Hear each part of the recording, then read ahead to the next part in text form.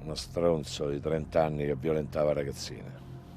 Io l'ho beccato, invece di consegnarlo come si dovrebbe fare in questi casi, l'ho preso a cazzotti.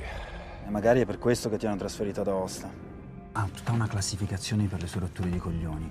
Questo è un rompimento dei coglioni. Livello? Vicequestore Rocco Schiavone. Le cose accadono perché devono accadere. La giustizia è un concetto del tutto umano. E come le cose umane, spesso sbaglia. Ma perché ho la sensazione che lei mi nasconda qualcosa? Buono. Io ho solo una stanza per gli ospiti. No, ma non li deve ospitare, signore. Li deve tenere solo un po' al caldo intanto che il mio amico finiamo il lavoro al camion. Ma cosa credi, di farmi paura? No, io non credo di fare paura a nessuno. Però le ho chiesto un aiuto. E lei non mi ha aiutato, e questo è molto male. Pierron. Eh? Si dice Pierron. Ma vaffanculo.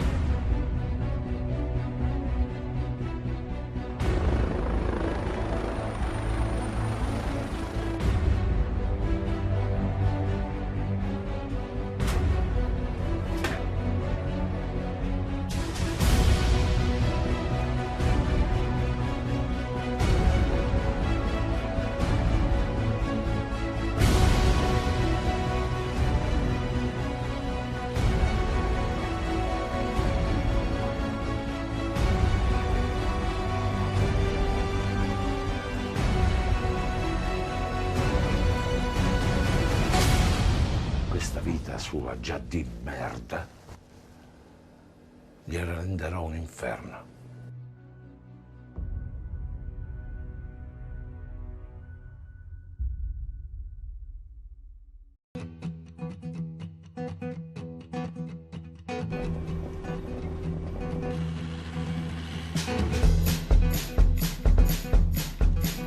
I've been told, and I've met over the years many different groomers that have groomed everywhere, and they say this is the toughest hill to groom in the country.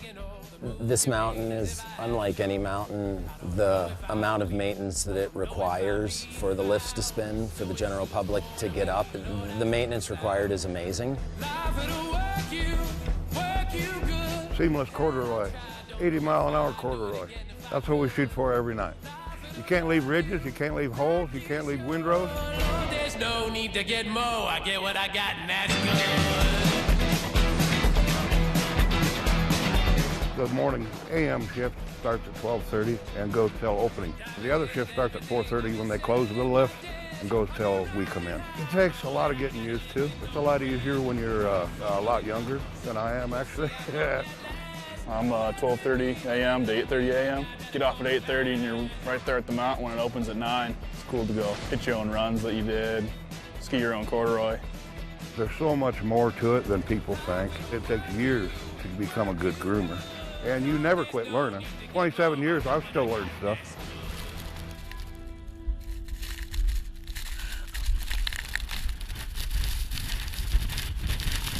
We're up there in all sorts of weather. That's probably one of my funnest parts of the job, is being up there when it's 50, 60, 70 miles an hour and you're expected to go up there, to do it, to do your job, to leave the corduroy, or to dig out the lift. Ski patrol's got to be there in the morning, so we get to go up there and clear it out all night. That's one of the most amazing things.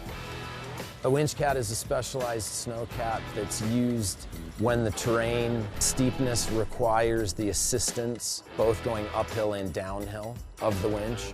We use various kinds of winch cat anchors. Some of the anchors are natural. Other winch cat anchors are drilled into the rocks. Here with 5 winches a night, it's a pretty stout winch program, and in the lower 48, there's really nothing like it. There's definitely a pride in the corduroy that you leave being a skier. Even if you can't ski the next day, you know how it's gonna ski in the morning. Yeah, there's a lot of pride. It's a great feeling to know that that looks that good and you did it, you know, and everybody's gonna love skiing it that day. Yeah, it gets in your blood, grooming does. I don't know what I'd do if I didn't groom. I'd go crazy.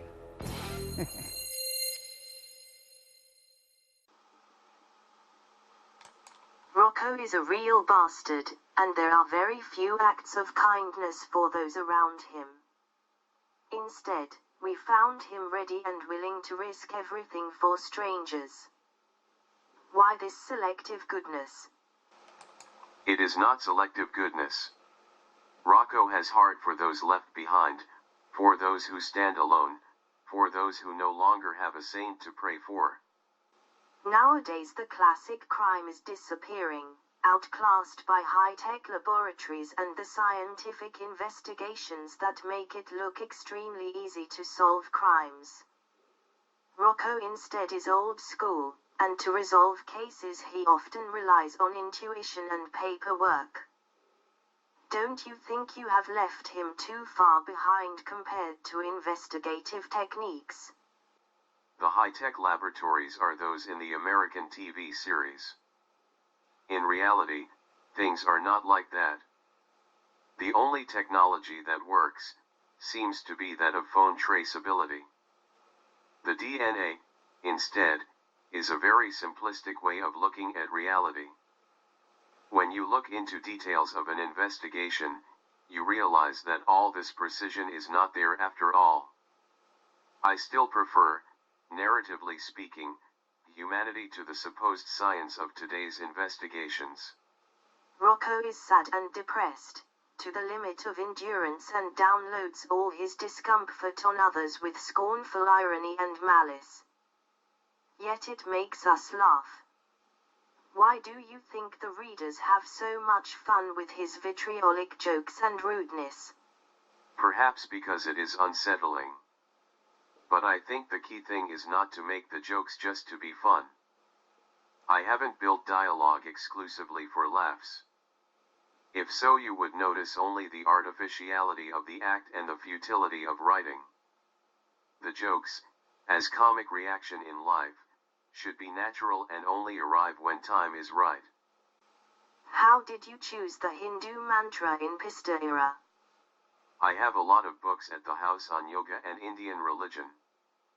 That one jumped out at me and seemed appropriate. It rendered the idea of a strong and almost otherworldly union. A promise much stronger than the one you make before an altar in church. And to think that the killer had already violated it? Why does Vice Questor Schiavo's Marina look up a word in the dictionary every evening? For purposes of the plot? Or is there some other reason? I like to hint at Rocco's existential difficulties through this game. The meaning of what Marina looks up isn't immediately clear, and above all it's not direct. But maybe, in reflecting on it, it's a veiled message that his wife is sending him. It just needs to be interpreted. Rocco is much loved but also much criticized. One criticism, popular among the lovers of Italian crime, is that Rocco is too over the top to be credible enough to find the appropriate solutions. A little surreal and unbelievable. Why did you want to be so excessive in every sense? The novel feeds on stories that can stand at the edge of plausibility but stay real. Otherwise, I could tell of a great bank robbery and get by with about 20 pages. But that is called a report, and it is the duty of journalists to tell it. Do you think Burke's stories plausible? Lansdale, King, Nesbo, or Brookmeyer, Conan Doyle? Would we like to talk about Murder in the Rue Morgue by Poe? Crime fiction for me has always been and will remain an opportunity to say something more.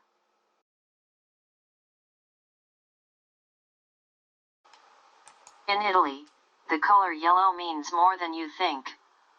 In Italy, the word giallo is rarely out of the headlines. That's because the word is a byword for a certain type of mystery, thanks to a popular series of detective stories, usually quite short books in the pulp genre, often with unbelievable twists, that were published in the early 20th century between distinctive yellow covers. Giallo is still used as shorthand for a detective story today. Antonio Manzini is a man of many talents. He's an actor, screenwriter, director and, luckily for us readers, an author. His novel, Pista Nera, Black Run, is an excitingly unconventional take on the Giallo Regionale, regional mystery, set in the northern Italian region of Valle d'Aosta. For starters, the word itself, giallo, literally means yellow in Italian. It's a reference to the yellow covers of the pulpy mystery paperbacks that were popular in Italy in the 20s and 30s. Film adaptations of these paperbacks began to show up in the 40s. While the genre was born out of straightforward whodunits, giallo films began pulling inspirations from all kinds of different places. What came to be known as the genre of giallo was basically just crime and included any number of subgenres. And that's why giallo is a tricky genre to define. There's no one true example that fully describes giallo. At their height in the 60s and 70s, they leaned hard into a hyper-stylized blend of violence and sexuality swirling at the center of a murder mystery. Films like Dario Argento's The Bird with the Crystal Plumage also feature an outsider prominently thrust into a local killing spree. In this film, it's an American writer working in Italy that witnesses a murder in the showroom of an art house. The clearest examples of gialli feature insanely bold color palettes, daring camera angles and movement. The music is loud and fast and almost always dominates the mood of the scene. The sound design just crawls over your skin, and perhaps the most famous calling card, the black-gloved killer. Even as giallo films slowed to a trickle in the 2000s, the influence of their unique combination of the erotic, the violent, and the mysterious can still be seen everywhere. Think about Black Swan, a dancer psychologically cracking on all fronts. Nicholas Refn's Neon Demon follows a model into the darkness of the industry. You can even find the genre's influence in films like Nocturnal Animals or Nightcrawler if you're looking for them. The point here is, if you're not already, start watching giallo.